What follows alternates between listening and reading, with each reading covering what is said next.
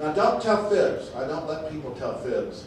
There's only one fib that I ever want you to tell, and I don't want you to do that even.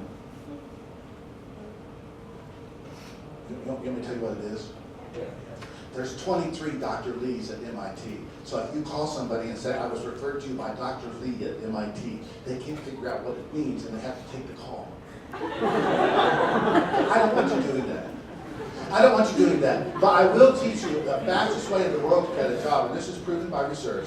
The fastest way in the world to get a job is to call people who could hire you and ask for one. That's the fastest way to get a job. So I'm going to teach you a true way to do that. So you get a list of companies and you call them up, you call anyone at them, and you say, I heard you were looking for a cost accountant. Who would I talk to about that? So right before you pick up the phone and call the company, you say out loud, I heard that XYZ Corp was looking for a cost accountant. Because then when you call them, you can truthfully say, I heard you were looking for a cost accountant. Who should I talk to about that? And if they say, who told you this? You can truthfully say, I overheard it in my neighborhood. That's true. That's true. All right. Okay, so that's the boss's desk. Your chances of getting through that funnel are 2,500 to 1 against you. How many of you might be looking for work long distance? Okay, if you're looking for work long distance, put the city that you want to work in on your resume. Street addresses are disappearing from resumes. So it's dial dash your San Francisco, California, and your phone number and your email. No street address, no zip code.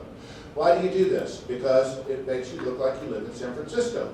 If you do this, you have no right to ask them for airplane tickets or relocation assistance. However, they will now consider you as a viable candidate. They call you up and say, I need you in my office tomorrow in San Francisco. And you say, oh, as it turns out, I'm in Fort Worth, Texas. They say, why does it say San Francisco on your resume? You say, because I'm moving to San Francisco as soon as you give me a job.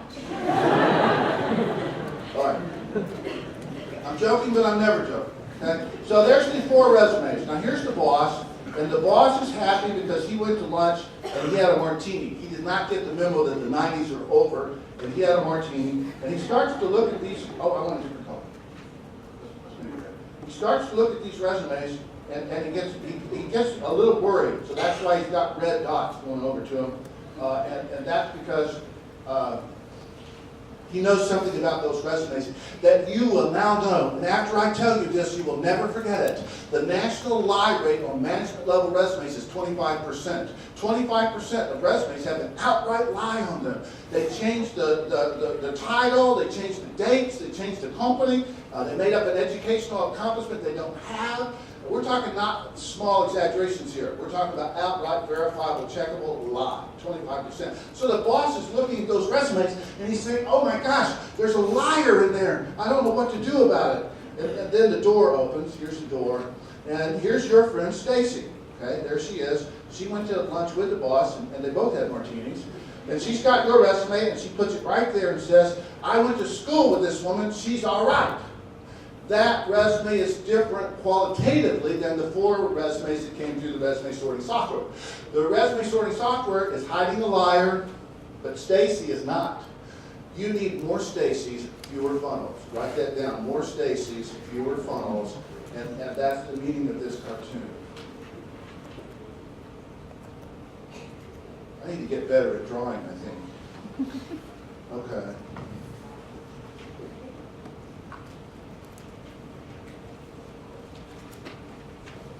Okay.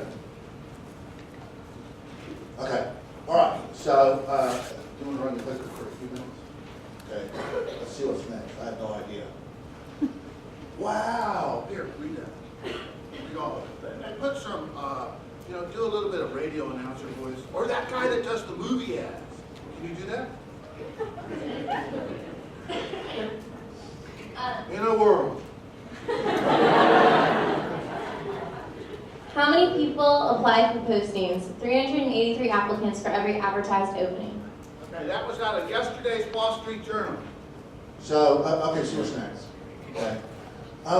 You know what, you guys, I do a lot of low-tech research because it entertains me. I ran an ad. Here was the ad. Hard work, low pay, bad boss. 72 people applied for that job before my fax machine ran out of memory and couldn't take any more applications. 72 people, hard work, low pay, bad boss. Fax your resume. Isn't that funny? That's a lot of people applying for what's really a pretty bad job on the face of it. In a church bulletin in Milwaukee, they put in the church bulletin, lunchroom monitors needed at the parochial school, see Sister Mary. Okay? In order to see that ad, you had to go, first of all, you had to be Catholic. Number two, you had to go to Mass. You had to get the program, and you had to read it.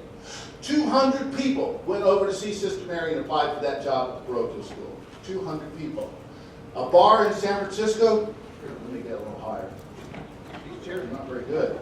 Okay, a bar in San Francisco ran an ad on Craigslist. That's like the most boring job ads in the whole world. They wanted a bartender, a minimum wage job. 400 people applied for that job. They were a very smart bar. They emailed all of them and said, show up at 4 o'clock. Then they called the TV station and said, we're going to have a riot at 4 o'clock. Come and watch it. I saw this on the television. They had 400 people trying to get this job. And then they interviewed the woman that got it. And they stuck a microphone in her face and said, why did you get this job? And she said, I have no idea. I was leaving and the bouncer said, you're next. I don't know why I got hired. 399 people went home without that job. 400 went down to it.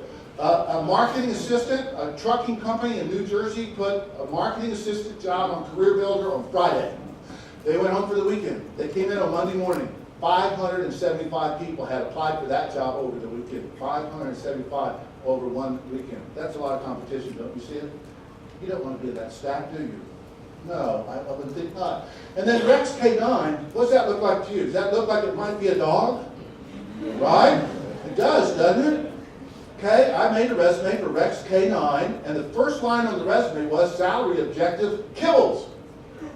Under skills, which was the next line, I said able to bite intruders on the buttocks if they fail to show company identification. You could not read 2 lines of this resume without seeing that this was a dog. I sent this to about 50 of the top corporate hiring sites that I got from a book called Weddles.com.